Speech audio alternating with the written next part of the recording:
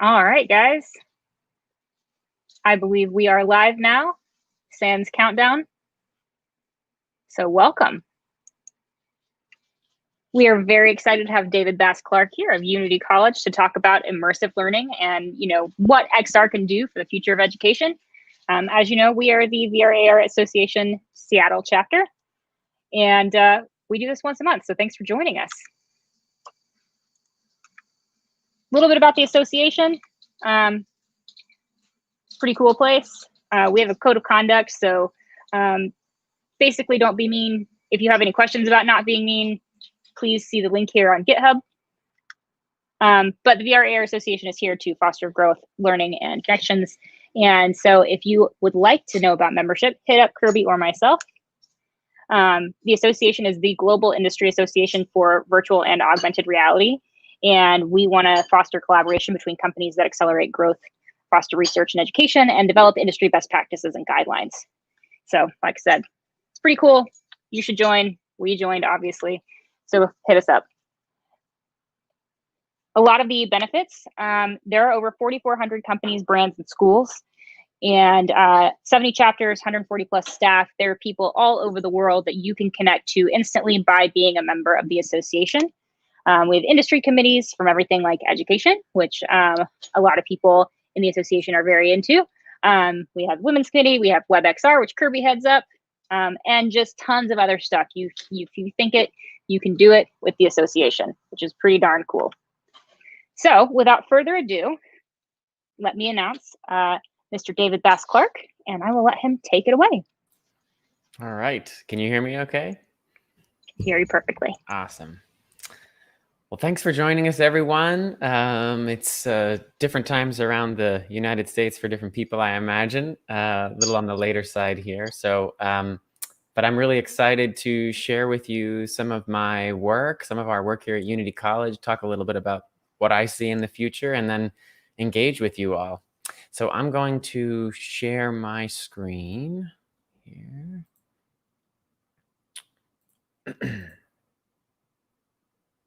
Okay, I don't want to go into the matrix there for a moment. Give me one moment.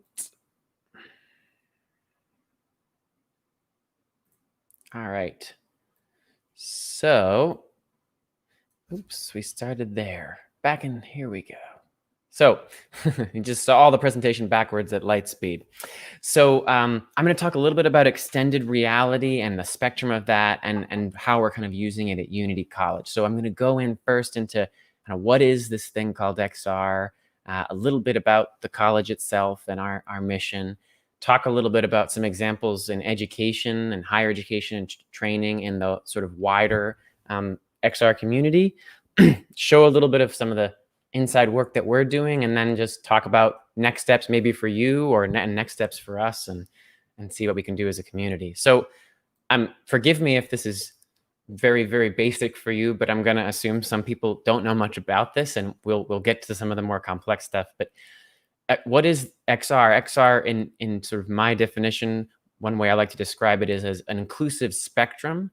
And that describes immersive technologies encompassing everything from virtual reality to augmented reality to mixed reality. And what's neat about this spectrum is it actually includes things technologies that have yet to be imagined. And I really like that because it's an evolving definition.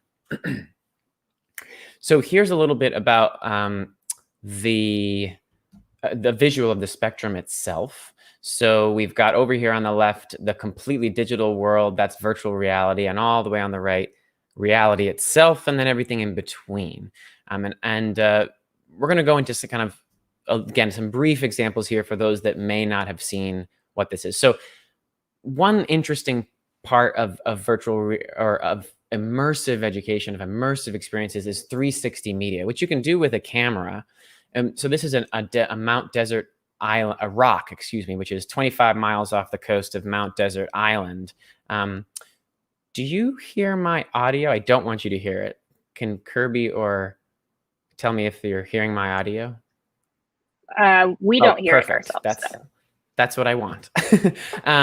So great, thank you. So this is an interactive 360 video where our students are given the chance on a flat screen to experience this and drag around and look up and down and really get a sense of this island in a more immersive way. And this is a very cheap camera, very easy to produce, well, relatively easy to produce this type of video tour of this difficult to reach scientific expedition island. And so that's kind of one example of a flat screen immersive. You can actually take the same, and this was built with a tool called Scenario VR. I can talk more about that, but though this is kind of fun here, we go underwater at this point. So we actually dive right underneath the water with the camera, which is waterproof, and we get to see a little bit of a little shark joke there. And I apologize, sometimes you can't see as well on these videos when it's streaming over the internet, so we'll do our best though. So in the spectrum, this is sort of towards that virtual reality, but it isn't really true virtual reality. It's on a flat screen. You can put this in with Scenario VR into an Oculus, and you can experience it more in full virtual reality as well. So that's kind of over here on this end of the spectrum. Another example in a totally digital world that's been created is this one, where you're using your voice to actually manage stable, unstable cardiac arrest scenarios, identify cardiac rhythms. And this is an EMS team that they're directing to shock, perform CPR, and it's all with their voice. And so this is what they're seeing. And it's this training simulation for EMTs. And so this is a kind of a very high-end virtual reality training simulation. So again, we're over here on that VR end of the spectrum. The reason that's VR is it's totally shutting out the real world. You can't see the real world. That's all simulation. Then here on the other end of the spectrum, really, really close to reality is augmented reality. And augmented reality is where you take the reality, the heart on the textbook, and you can see a digital heart, but only through the phone. So we take a little piece of digital and overlay it onto the real world. You can go right inside the heart there if you want to. But so this is augmenting the real world. And then what's neat is you can pop this phone. This is a few years old now. This was an early example of AR and VR. But you can pop that phone into that cardboard viewer, and you're able to see inside of that heart. Now, this is virtual because we've shut out the outside world, virtual reality rather. And so that's a good example of moving from augmented to virtual reality. So here in the middle of so going back to that spectrum for a moment, we were over here just to the left of reality, of the augmented reality. And now mixed is where you can start to manipulate those realities, And so this is the Hololens. So we can't see what they're touching, but they're manipulating molecules and fitting different proteins into different cavities and figuring out how those work together. So they can still see one another, but they have a virtual kind of a HUD, heads-up display, that they're able to manipulate the world. So that's that mixed reality in the middle. And there's a bunch of technical terms, and it's always changing. I'm always learning about this spectrum as well. But what's neat, again, is it includes a bunch of technology, I think, that has yet to be invented. So who is Unity College? We have been around for over 60 years. We're focused on environmentalism, sustainability, and we have all kinds of, we have master's degrees, we have undergraduate degrees, we do certificate programs, and we're building micro-credentials as well now to give people kind of bite-sized learning. But we do, urban ecology, marine science, conservation law, animal health and behavior. That's kind of that's where we live. And, sometimes people ask me, this is a fun question that I've gotten more recently, which is, virtual reality, these are the nerds and the gamers and the people who kind of want to shut themselves, shut out reality, right? They want to go into this virtual world. How does that intersect with your students who are those, not all, it's just broad strokes, but those outdoorsy, they want to be in the field, they want to be a conservation biologist, a field biologist, or work with animals? How does that work? And what's neat, and the answer, and this is where we get to the theme of tonight, is, to me, they're like a marriage made in heaven. And the reason is, when we think about online education, we think about those large schools. I'm not going to name specific names, but 100,000 plus. They've built a business around asynchronous online education. That is, the student that is, has a median income of maybe $40,000 a year, 2 to 3 children, 2 to 3 jobs, and it just doesn't have time to meet synchronously. So it's all asynchronous. So a lot of this is learning tools online and distance education is about discussion boards. If you've ever taken an online course, Wednesday and Sunday nights or whatever it might be, we do our discussion posts. And, that only goes so far when you're trying to teach someone how to identify different types of animals in a forest or different types of whales on a boat, right? You just can only discuss so much before you have to put them into that environment. And that's where this spectrum of extended reality has a really important role to play. Is it going to replace reality? No, one day they're going to have to go and have that experience in real life, but how much better will they be prepared if they've done it 100 times in 100 different ways in a simulation, and they've made expensive mistakes inside of that simulation? So sorry, I get a little excited there, but that's kind of my answer to that question. So what is kind of virtual reality and augmented reality? What are these technologies, immersive education? What is it good at? Well, there's a lot of research. I'm not going to go into that research in depth, and I am not a researcher, but there is a lot of research to suggest that it's good at building skills and competencies and empathy, at making abstract concepts concrete. For example, electromagnetism, thinking about something that's very difficult to conceptualize or physicalize in the world, but we can make it, we can augment, we can touch it with our hands and interact with it in a virtual simulation in a very interesting hands-on kind of way. So I mentioned empathy. This is a company that I love. Shout out to Embodied Labs. Been around for a while, working on specifically building empathy in healthcare. And what I love about them is this is an example of what it feels like, what it would be at sitting at the dinner table if you had macular degeneration. And I just, this is the type of thing, again, like, what is that? What would you see? But also here, what would your hands look like if you were, 30 years older or 40 years older? And they do all different diseases and all different sort of health problems that people might have. And so that's an interesting way to build empathy. Here's an example of LiDAR data that was used to gather this and then melded with projected sea level rises. So this is a drone LiDAR data. And then so we think about projected sea level rise over time and being able to see that, fly over that and adjust it and see how that coastline is going to be affected and what mitigating factors we could use in order to help with that. Briefly, I'm not going to go into this much. This is Case Western, a very famous example. They still use cadavers, but cadavers cost $10,000 or more. And this is a way to reuse a cadaver in a very engaging way using the Hololens. So that's another use case in education. And this is a company I love. It's City Engine, which is part of ArcGIS or Esri.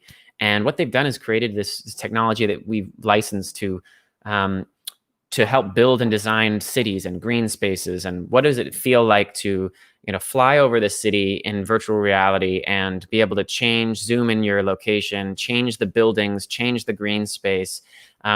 And you get into and spin around. What's really interesting is when you get into the next level of this, where you start thinking, okay, well, I can change the time of day, right? And on the left, you'll see in a moment of what if it was 8 a.m., what if it was 4 p.m., what if that building was taller, shorter? So you start to get to play with some of these really interesting ideas. And of course, even more cool in my opinion, but also very useful, you can teleport into the city and actually walk around and see what the city would look like from the perspective of a pedestrian. So that's that last thing you get to see there. And you can look up at that building that you've just sort of placed there. What does that feel like? So enough about sort of the larger market and what's happening around there. I'd like to talk about what we're doing. So kind of 3 major goals. We're designing and building a lot of experiences. I work in R&D, and I guess I didn't even introduce myself. I got so excited, I just jumped right in. But my position is Director of AR, VR Research and Development. And really this is a rather new position, and it's my goal to sort of build and design a spectrum of experiences that we've talked about and help augment our curriculum and for our students, but also help other universities, other people, other communities leverage the power of this technology. And so that starts with empowering people all over to build their own experiences. So we're building micro-credentials. We're launching that later this year and early next year. And that will be very exciting so you'll have very, very small credentials to author these types of experiences, and then also researching and just promoting XR. 3 questions we're coming at this from. The first is, what can we accomplish with XR that's impossible or very difficult to accomplish with traditional educational modalities? So I think it's really important to ask this question, because what I've noticed is there's a lot of startup companies and a lot of people kind of focusing on the flash. They're doing things like recreating a virtual campus and saying things like, wow, we have this campus and it looks great. And you know what's great? You can use PowerPoints. And part of the reason that I think we do that as humans is we can use PowerPoints on a real campus. We don't need this tool to use PowerPoints. But the reason we do that is we grapple for the known. And we're in the unknown. We don't know the use case. We grapple for the known. But what I'm kind of asking the question is, well, what would happen if we flooded the building? What would happen if we destroyed the first floor, lit it on fire, and did forensic fire investigation? What would happen if we all could fly or go underneath the ground and look at the infrastructure in that way? Those, I think, are the questions we should be asking when we think about the power of this technology. How can we design experiences that are accessible to a wide variety of audiences? So you'll notice that some of the things I'm going to show you are built in. They're built on a flat screen, so they're not technically a virtual reality experience or an augmented reality experience. They're just a 3D experience on a flat screen, but they are the foundations of other more immersive experiences. And we always have to build for all audiences in higher ed. We need to think about the people that have lower vision, lower hearing, mobility, all different spectrums of abilities. And so universal design wise is really important that we build everything device agnostically, and also thinking about socioeconomic barriers to entry, thinking about internet bandwidth barriers. So we're thinking constantly about how we can make better products that are in the hands of more people.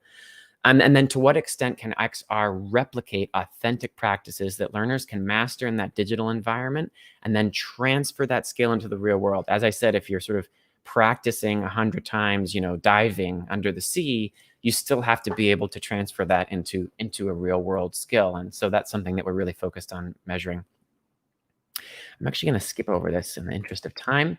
So we have a website, and I'm happy to share that, and it will continue to explain our vision for where we think we're going and the industry is going. But what I want to kind of talk about briefly is we've got a course that we're really excited about that we're launching called Introduction to Virtual Reality. And what is different about this course is we're not just thinking about virtual reality or showing videos of it. We're actually shipping to each and every student, and this is all asynchronous and across the United States at a distance, a virtual reality headset that they're going to rent for the period of the course and have direct experience with curated experiences and finding their own experiences, and then designing and thinking about how they would pitch an experience in their field. Well, how is this technology going to improve their life for their customers, their constituents, their people, their students? So that's really exciting. Hey, David. Yeah. Just had a quick question from our audience. Yeah. Sarah, if you want to throw that up on the screen there. Should I stop sharing too? No, that's fine. Yeah. So Rob is asking, are you building XR experiences that will be open source? Yeah, great question. So right now we're in as I said, I started about 7 months ago, 8 months ago. And so most of our items right now are not open source because we're still in that R&D testing phase.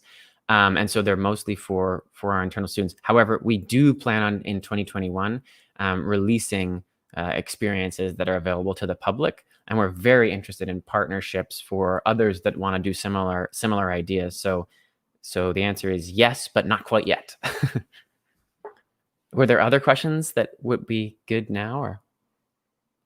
Yeah, there's one that maybe we'll wait till the end, but it's somebody that wants to reach out to you and talk about the logistics of shipping out hardware.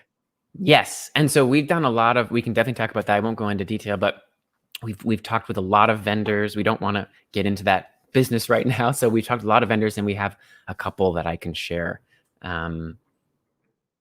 Great. So we're launching a course, Marine Mammal and Seabird Biology, and I already showed a little bit of that video, that 360 video made with Scenario VR, as I said, and I do like that tool. It was a very easy tool to use. But another part of that course is this museum experience. And what we're doing is the faculty have built some museums for our students to navigate with 3D annotations. This is available to them in full VR if they have a headset, but also on their flat screen. And they're able to kind of see this whale from different perspectives, see some of the other animals, but they're also able to use this phylogenetic tree. And so they're able to take a little version of that orca and walk over to the tree and say, where was this in the evolutionary chain of events? Like how did these things evolve? So it makes that kind of interactive. But as I told you, we're not just thinking about things like, in theory, you could do all that in real life, right? Like we could build a museum and we could put a whale in it and have it floating there.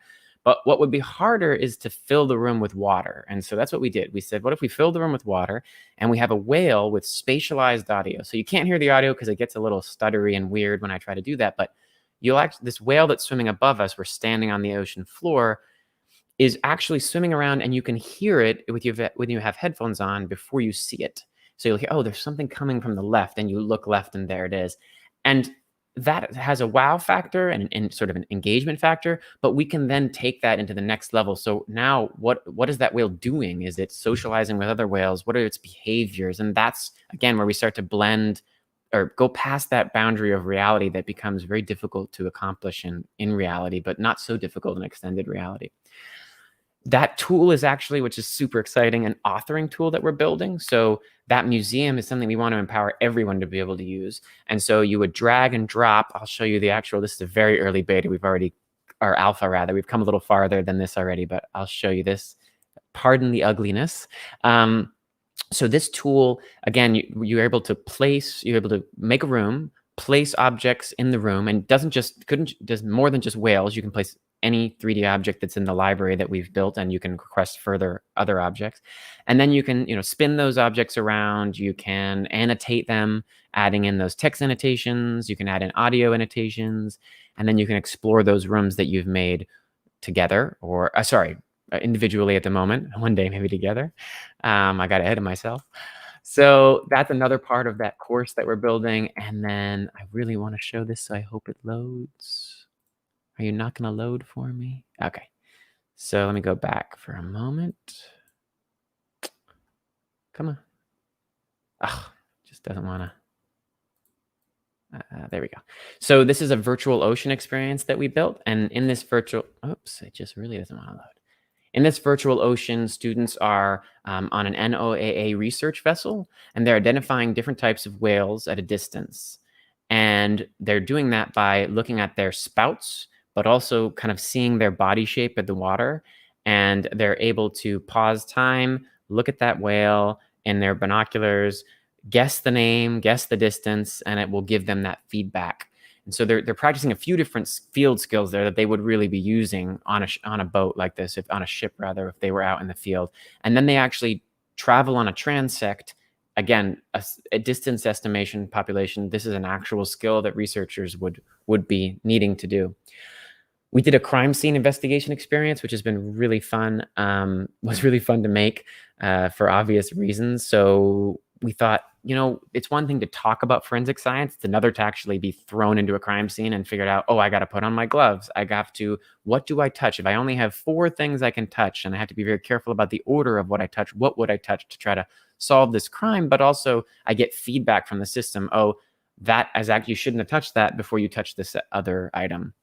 So we built, this again is in WebGL, so it's device agnostic in that way, but we also built a version of it in full virtual reality, and we are now working a little bit on hand tracking as well, which is a big interest of mine.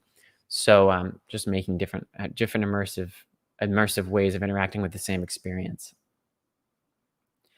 This is my favorite. I know I've got about 5 minutes left, I think. This is one of my favorite things we've built. A faculty member came to me and he said, David, we're really bad at assessing our students' ability to count animals in the wild.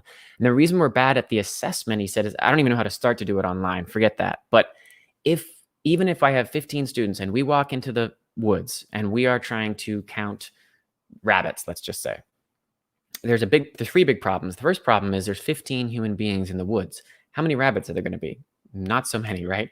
The second problem is even if we're all Elmer Fudd levels of quiet, we're all going to see different rabbits or different things at different times. By the time I turn and see what they saw, it's gone. Or, and then even if we all see the same 3 rabbits, then I don't know how many objectively, how many rabbits were there? Was it 3 of 3 or was it 3 of 10? And then I have to assess each of them individually. And so we built sort of a forest simulation, and we populated it with a random amount of rabbits, and we gave them those tools, those laser rangefinders and things. And then we gave the rabbits a really basic sort of AI. So right now, those rabbits you see are frozen because we're very close to them and they would freeze in the real environment. If we get extremely close, like within a couple of meters or a meter, they'll actually bolt, so they'll run away. And then at the end of that experience, it tallies up. How many did the students identify and how many did the students miss? And each time they can do it 100 different times in 100 different ways, and it's never the same experience twice. So that was kind of a fun answer to, again, what can we accomplish with technology that would be really difficult or impossible in reality? We're building right now a VR version of that, and it was really interesting to play with the UX because we had to do things. We had to think about, again, accessibility. Are we measuring their ability to click on rabbits, or to, in this case with VR, we changed the click to a point, so they point at the rabbit? No, we're not. We're measuring their ability to notice the rabbit. And so what we did is we gave them the snowflake on their right wrist and we need to change that snowflake to a pause button, but is a pause button that actually pauses the timer and it pauses time itself. So the rabbits freeze. And the reason is we don't want the rabbits to be running away before they get to say, hey, I saw that rabbit. So we're thinking of ways, again, accessibility-wise, if they have mobility issues or technology limitations or whatever it might be, that we're able to kind of give them the tools they need to be successful and to measure what we want to measure. Yeah. Hey, David, when you brought up accessibility, which is a huge opportunity with XR, we do have a question related to that around VR sickness. Yes. With students. So I don't want to cut you off. Is that kind of the question? What about VR sickness? Yeah, we're just posting it up there now. If you want to, and I can't through that. Let me see if I can't. If I do this, you'll all. Well, no, it is. I just need to go back here. Pardon the ugliness. Oh wait, let me see. Well, maybe I can't see it right now, but that's the gist of it, right? What you were saying. So Len is saying that 21% of his inner city undergrads over 4 years evidence a variety of symptoms using VR, including headaches, nausea, dizziness, and etc. Yep. And they're hesitant to use VR now. How do you handle that in your college classes? So we have yet to force our students, particularly because we have that added challenge of nobody's ever in the same physical space at the same time. So we have that added logistical challenge. The first time that we're going to sort of require our students is this introduction to VR course. And we've got a few different tools up our belt for that. One is to vet the software to maintain, and when we build our software, we maintain certain frame rates to try to mitigate that to an extent. That's only one potential cause of VR sickness, but it is one that we found does matter. The other is training students. The way that you are, and I won't go into lots of detail here because we can take this offline, but the way that you are in VR, I have found, and the types of movement that you make in VR can exacerbate the sickness as well. And then finally, we have to, in my opinion, we have to have sort of alternatives that would serve a similar purpose. So for us, it's that flat screen experience. What you're seeing here, is the flat screen experience, has the HUD built in there, but the virtual reality is a separate experience. And so we build or try to find experiences that are in both. But it is a very real barrier and challenge. I do think I have hope in terms of the future. And again, the theme here, we're headed into a space where that's going to be less and less an issue. And, we do have there's precedent with, seasickness, right? Or car sickness. I believe we're probably headed towards a future where if more and more and more is in VR, and I'm not one to think that all things should be in VR or in AR by any means, but as we head into a future that requires more of that, I think we'll have ways around that for the population and whether that means, Dramamine or whether that means, the effect of something to that effect. And so again, longer term, I think we'll come up with better solutions essentially, and there'll be less and less people. But yeah, that is a good point. Yeah, again, not to get too far off, but Yes, that yeah. would be very interesting to have a headset that and an experience that can adapt to the individual. So if the Yes. headset is sensing that this person is Is sick. starting to feel uncomfortable, Yes. yeah, that would be fantastic. Yeah, and I think in the shorter term, I've seen one person that's tried to do that. Again, we're going off a little bit, but they asked the user to give the input, and when they gave that input that I'm feeling sick, it adapted the experience. It changed the visuals and actually asked them to change the way they moved, sit down for a moment on the floor, or etc. And so that there's been a couple of interesting experiments I've seen, but nothing concrete about that. Right. But anyway, I'm almost out of time. I'm gonna kind of rush through here. These are some of our micro credentials we're working on. I'm not gonna go into detail, but keep an eye on our website for those. We do have a really exciting hackathon, which I want to talk about. We're working with Metaverse and Yale and Michigan and a few other universities to do a hackathon at the center of these three items. It's called XR EcoHack 2020, Hack Your Own Education, Extended Reality, and Creating Sustainable Solutions. And we're asking students to kind of build sustainable solutions, thinking in 3D spatial design. And it's really focused on the conceptualization of those ideas and not so much on the actual prototyping, although we will have some tools to do that. So we're really excited about that. That's later this month. I've been working a lot on that. And also part of Champions for Higher Education for XR, which is part of iLRN. Another great organization like the ARVRA. I'm excited to learn more about WebXR from you, Kirby. So, because that's a big one for us, and yeah, a big interest here. So I'm gonna just say, reach out to me at my email, and this is not over. I'd love to take more questions, but reach out to me at the email. Check out our website. I can send the links to in a moment, and if you're interested in beta testing, I'll try to put that up as well. I'm going to stop sharing my screen now. Yeah, and we'll update the description to the YouTube video with all of the links that you've mentioned as well. Great. Yeah. So we did have a number of other questions come through, and we've been kind of holding off just to kind of let you get through your presentation. But you good to field those now? Yes, definitely. Awesome. Okay, let me make sure I'm not missing anybody. So your museum tool, yes, is it based on any existing platform like Unity, or how is that built? Yeah, so we did actually build it in Unity, and so we're hosting it on a server basically. So it's a WebGL based experience. Yeah. Awesome. Next question comes from Julian. So how are you producing all of your experiences? Do you have a team working with Unity modeling? And what's your process here? Now I can see them, which is cool too. I was sharing my screen. Yeah, we are incredibly,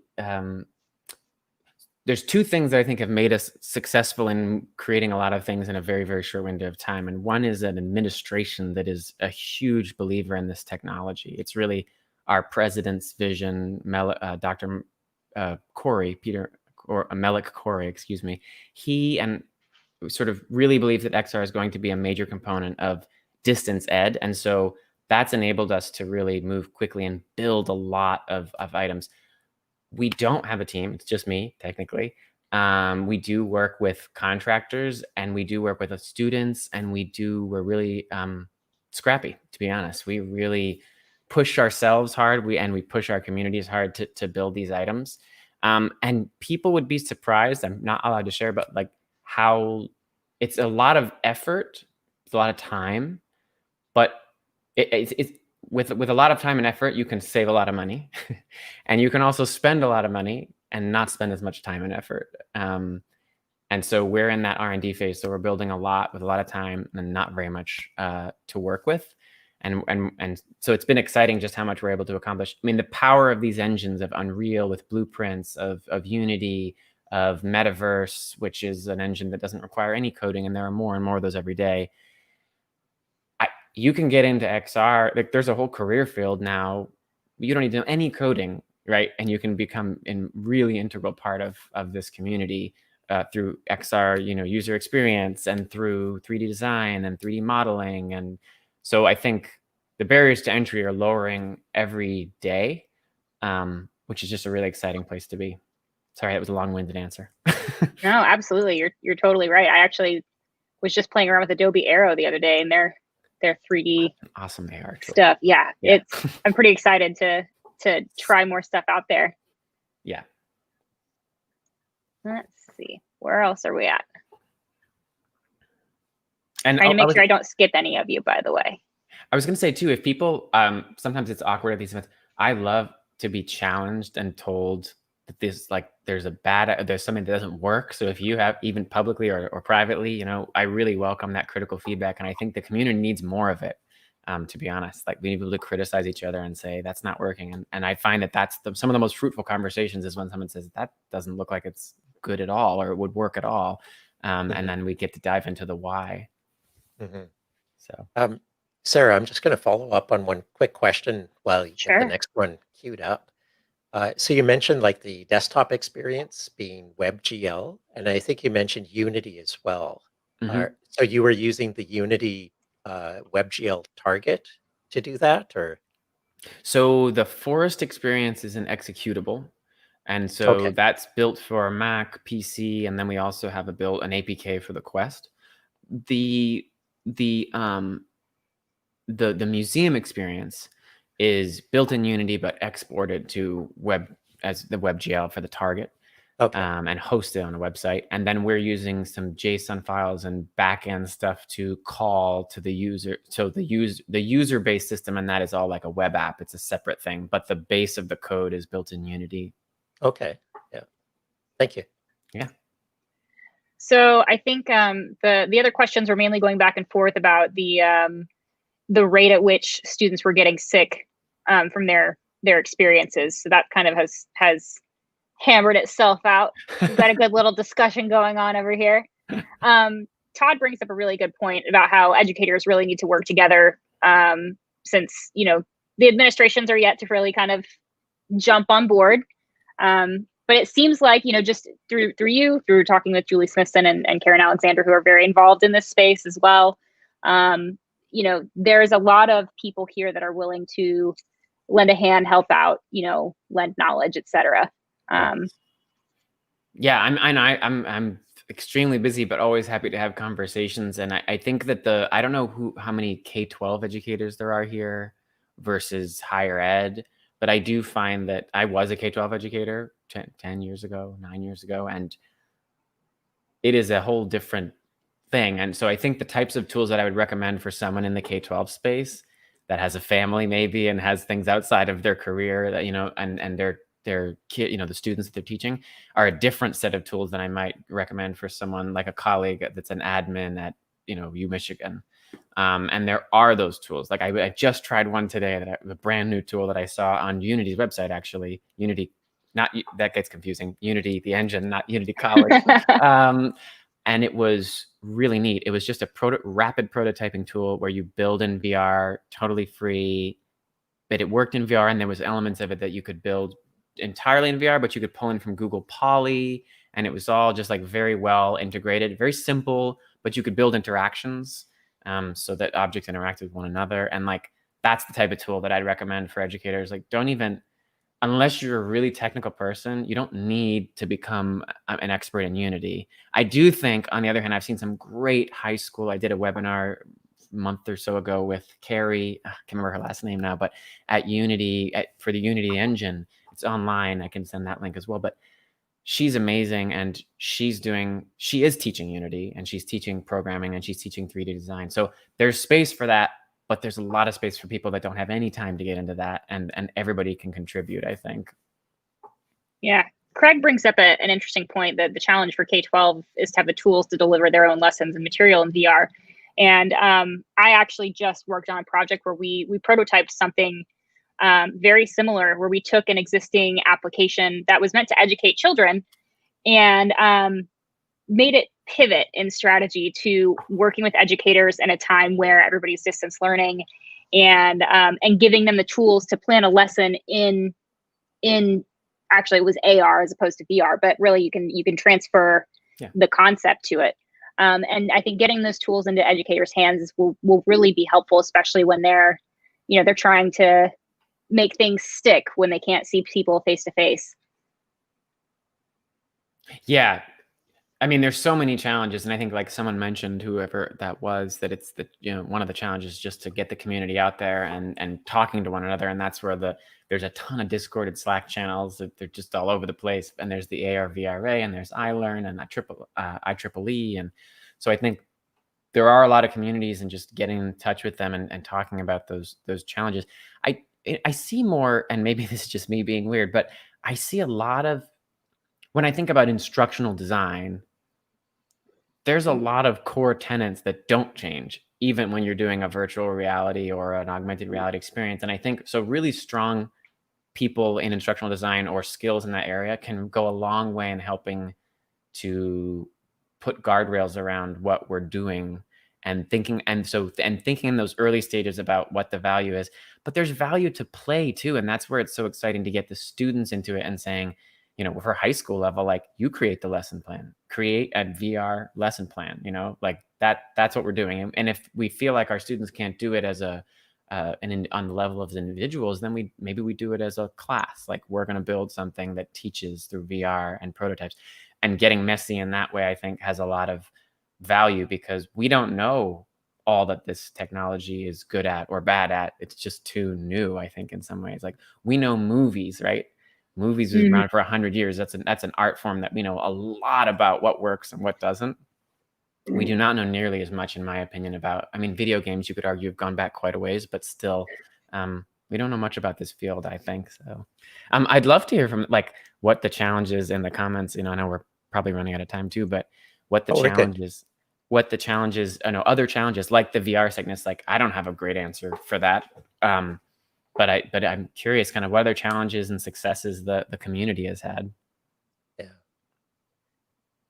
Yeah. A quick comment there on the VR sickness. Definitely, as the hardware, as the hardware has increased in capability, I think the number of people being affected has significantly dropped as well. The latest Quest 2 and even the first Quest, they're quite capable. But yeah, definitely you don't want to miss people either, or have their first experience be poor. And that's, bring up a good point. I would encourage people, if you haven't done VR in a while, or you had a couple bad experiences, there's such a range of quality.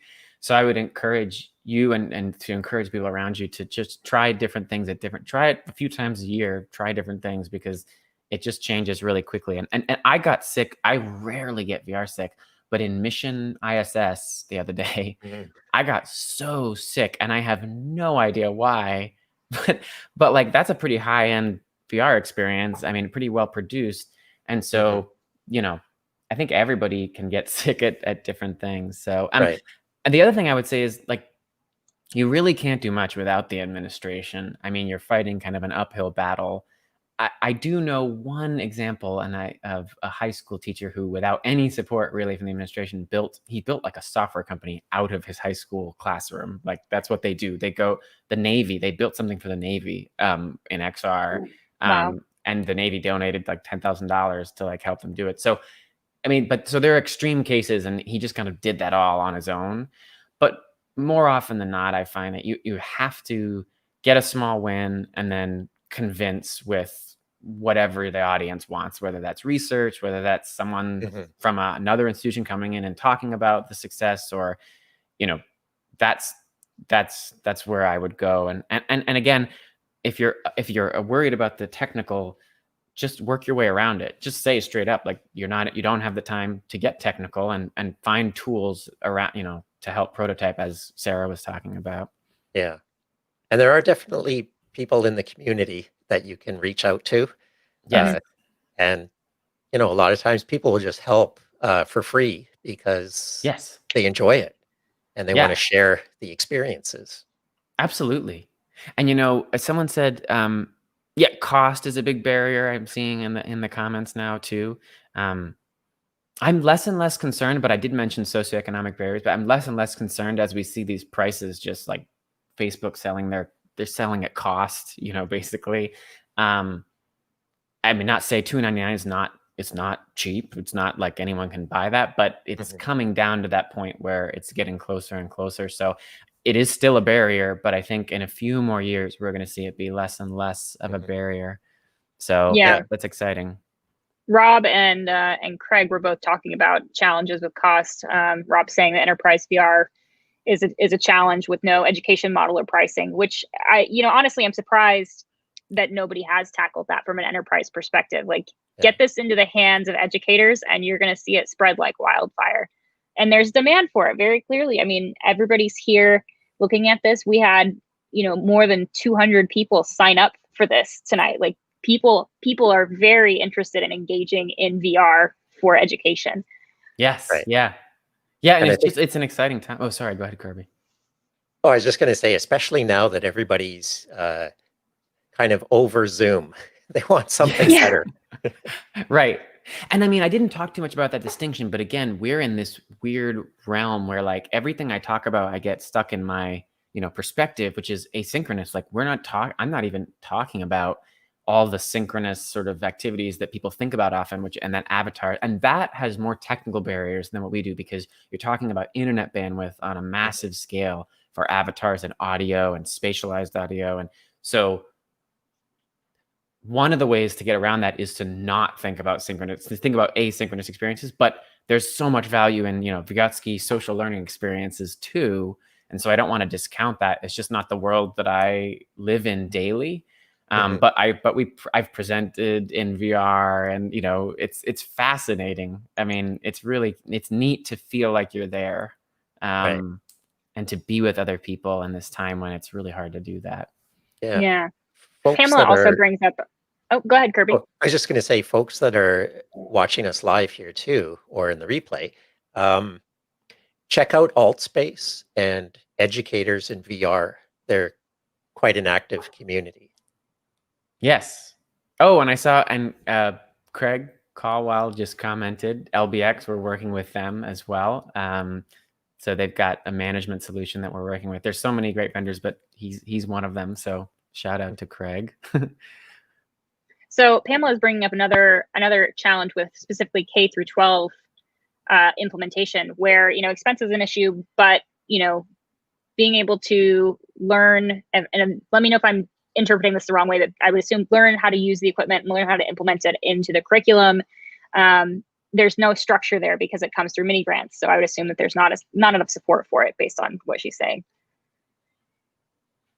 Yeah, and I mean, it's messy. Like, in the best and worst of ways, there's things change, things break. Like, it's not a mature technology. So even when you can train people, by the time the next year rolls around, it's probably not the same training. And so you do need you need an ed tech person at a school. I think you need someone who's willing to kind of put that time in and loves it and is kind of neck deep in it.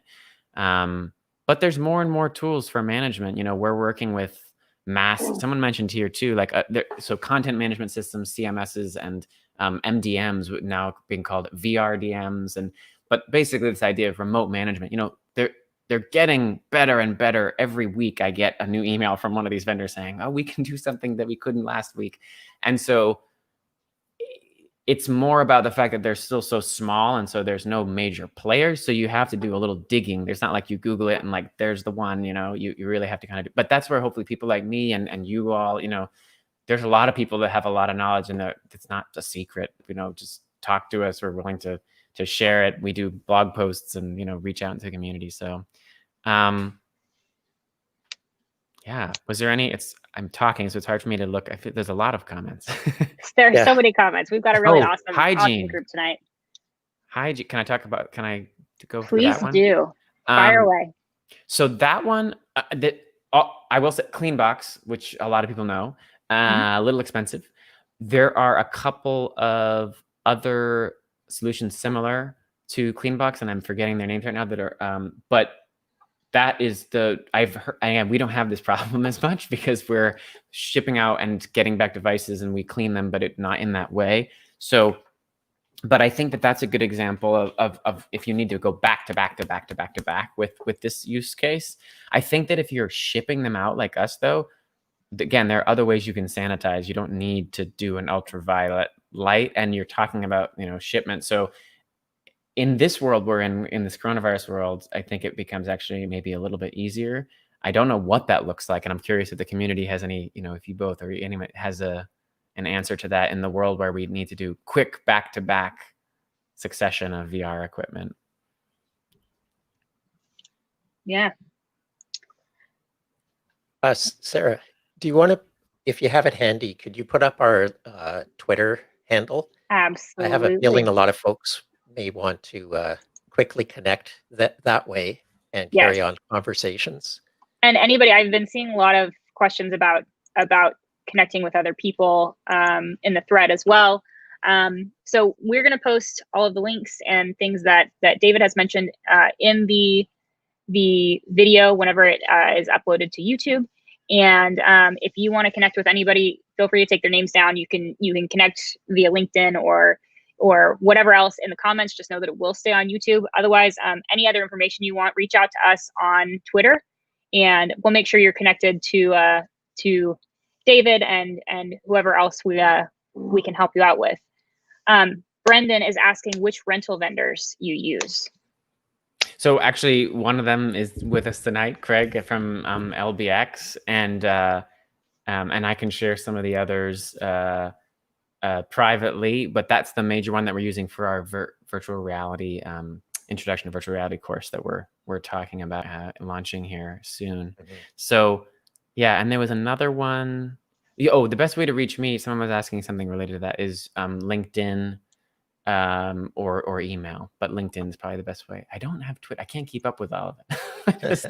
It's too much. You're not on TikTok, huh? No, definitely not. Definitely not on TikTok. I'm on I'm on Facebook, but that's for old people. We won't tell. It's okay. So I've been told. Yeah. I think earlier in the chat, somebody was asking or, talking about enterprise use case. And I think HTC is probably maybe the best bet there for enterprise customers. Yeah. But there's been a release of, not HTC, who was it recently? Lenovo's got there's a few new ones that are kind of focused on that market. Oh, the HP as well, right? And the HP Reverb that was just released, which honestly, I haven't tried many of these new ones that have just gone around. I've just been so focused on developing experiences on existing hardware. But there's a lot of promising enterprise. I will say, someone also mentioned, there is no good answer. Kirby, you spoke about, Facebook hardware is whatever, $800 for the exact same piece of hardware plus $180 a year for the enterprise version. And by the way, you don't get the store. So it's definitely not ideal. And there hasn't been a good answer for that in my experience. There just hasn't been a good answer. But, enterprises are looking at devices like the Pico and others that have certainly, they certainly have strengths and their own limitations, but you really, at the enterprise level, have to be thinking about the scale. And at that point, you're probably creating your own experiences. You're not so much looking for a library, or if you are, you're looking at Pixo or a few other content creators that have existing libraries. I guess the other question is what does enterprise mean? How are we defining enterprise? Right.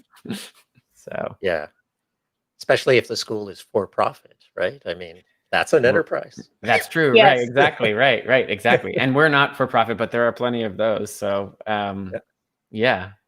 Someone said Craig said Reverb is awesome. It looks awesome. I haven't experienced it.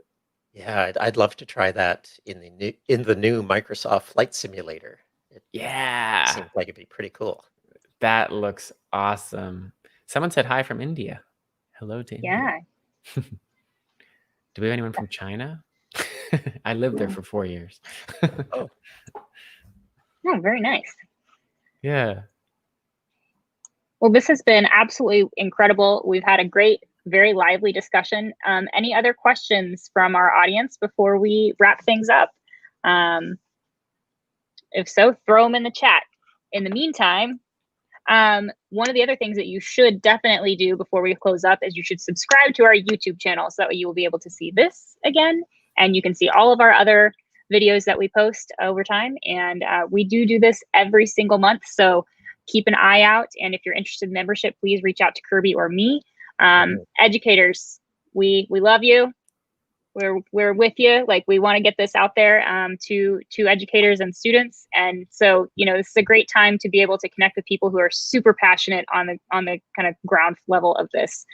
And one thing too on the membership, there's chapters of the VR AR Association all over the world, but of course now we're all online, so you can join any chapter you like, including Seattle, even if you live in India.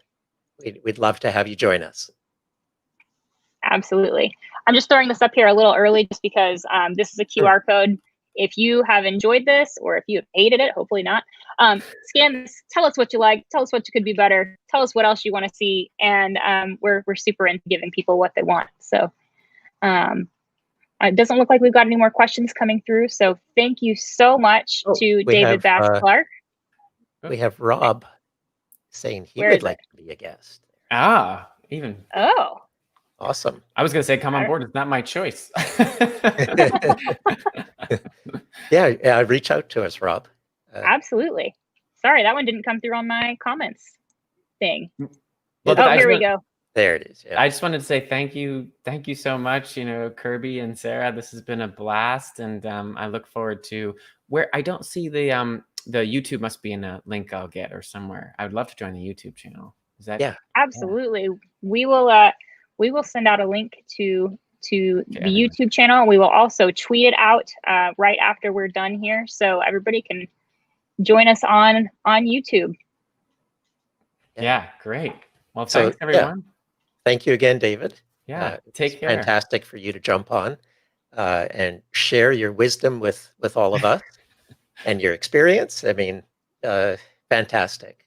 I still can't believe that you're doing all this on your own, like just throwing all that stuff out there. That's amazing. So I don't sleep props a lot. to you. Sounds like it. But it's fun. It's just so exciting. So thank you so much for the opportunity, and I look forward to kind of engaging with the community. And please reach out if anyone has questions or thoughts. Thanks so much. Sounds great. Thank you so much, and thank you everyone. Have a good night.